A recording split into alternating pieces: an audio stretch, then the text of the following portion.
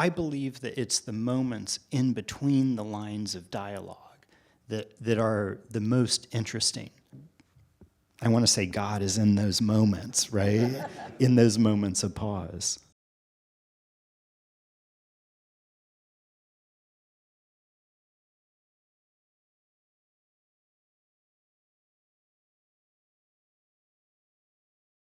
Talk about working with Issa Lopez, the director, and really like that moment, that scene that we see, like, you know, they're investigating Annie's murder, they're also investigating the disappearance. What conversations did you have with her about cutting that sequence and revealing that part of the story? I think a lot of the telegraphing of what she wanted was baked into the material, so I don't know how much of the conversation was had in person. It was more like decoding what I received, and I think she just did such a smart job of casting, first of all, by setting up somebody like Jodie Foster, who's a ringer, and somebody like Callie Reese, who's a very raw talent and hasn't done a lot of stuff and was a real breakout on this show.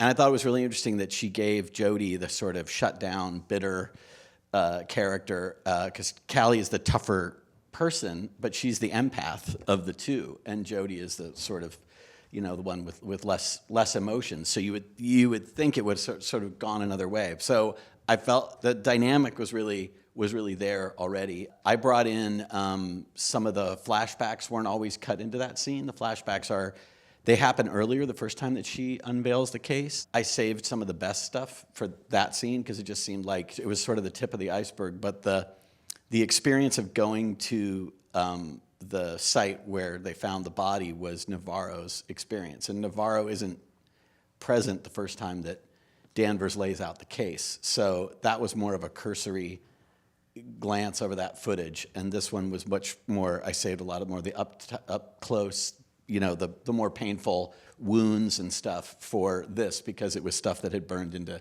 Navarro's head. So that was a cool thing to be able to bring to it, which Issa liked, you know, that I parceled it out that way. Because this was, I don't think really that the flashbacks were so much baked into this. It was something that we tried. You know, whenever you're cutting a scene, even with somebody as seasoned as Jodie or somebody, you know, new like Callie, like, I think you're watching for, you know, not just, you know, great line delivery and good acting, but, you know, authenticity of performance, of sort of humanity, the realness of them. And so you're sort of watching for things that they only do one time in the footage that are sort of like, well, that felt really real. And the more of those things you collect, the more sort of notes that only get played one time in a take where you're like, that felt like a real person. That felt sort of like them, not so much the character, or that felt like them in the character. But just when things slip out, if you collect enough of those and you put them together, they support the scripted material and make it feel like something is really happening there because it's like a tighter weave. And those sorts of things, the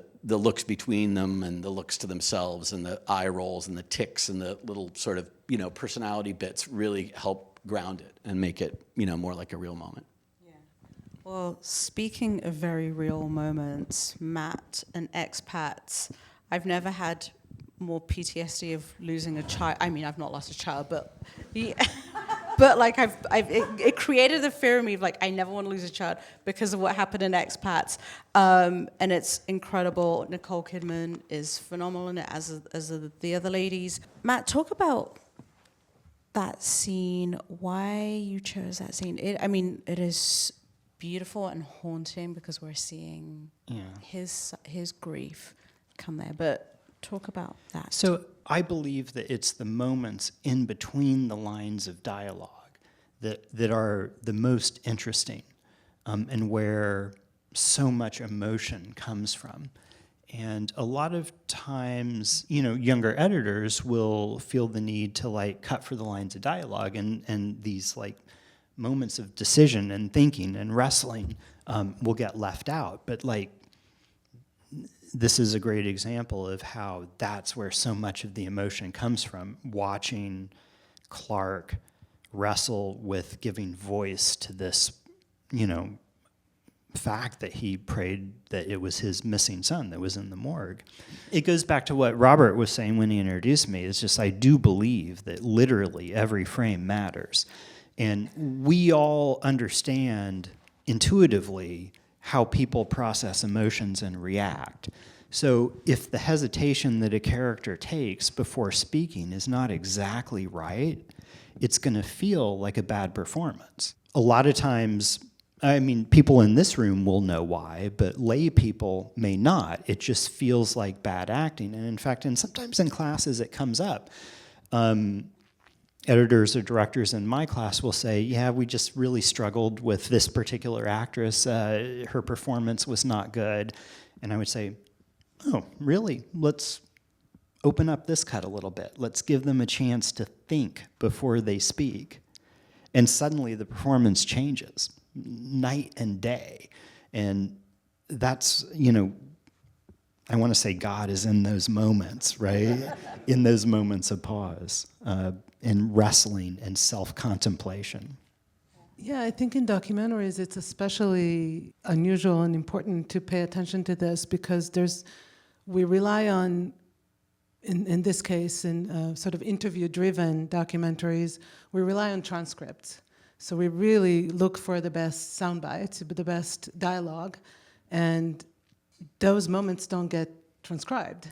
Nobody on the team has time to watch the interviews usually, so we really just rely on the transcript. And so to find the editor that will go the extra mile and will, you know, pay attention to how the person is behaving, acting, breathing just before they say something difficult or just after. And we have those moments in the show, and I think it makes a big difference when somebody goes there into a traumatic memory, and instead of just letting her finish the sentence and ending there, she goes, I think I may need a break now. And you're like, okay, that was really difficult for her. The trauma is still very much palpable and alive, and we need to pay attention that this is sort of a critical moment that we get to share with this real person who experienced real trauma, and it makes you kind of lean in.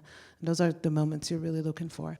Talk about working with many, you know, there were 5 different editors on this. Mm-hmm. But yeah, as you watch this, like, there's just this seamless flow, like... The only way we could really, I thought, tackle this was for each editor to take one storyline. So we treated it as a 3-hour film, and each editor took one story arc from beginning to end of our 3 protagonists. We just cut those as one full arc, and then we started scrambling and weaving them together along with our archival. We had over 1,000 hours of archival, and no way that any of us really small team, could watch it all. So we transcribed it all using AI transcription software, and then started searching that through to find our main protagonist appearing in these classes, and then saying different things that we needed according to whatever theme we were discussing. So it was really a team effort to see how this can all come together to this 3-hour journey. What I really love about this scene is it sets up the episode, first of all. Like, it is about passing the baton on to Willie Jack to be kind of the medicine person, or the community leader who kind of takes care of people, right? So there's, and she's kind of getting encouraged and getting guidance on how to do it, but it's never heavy-handed. Like, these are your set of instructions. It's like, how do you feel the space around you?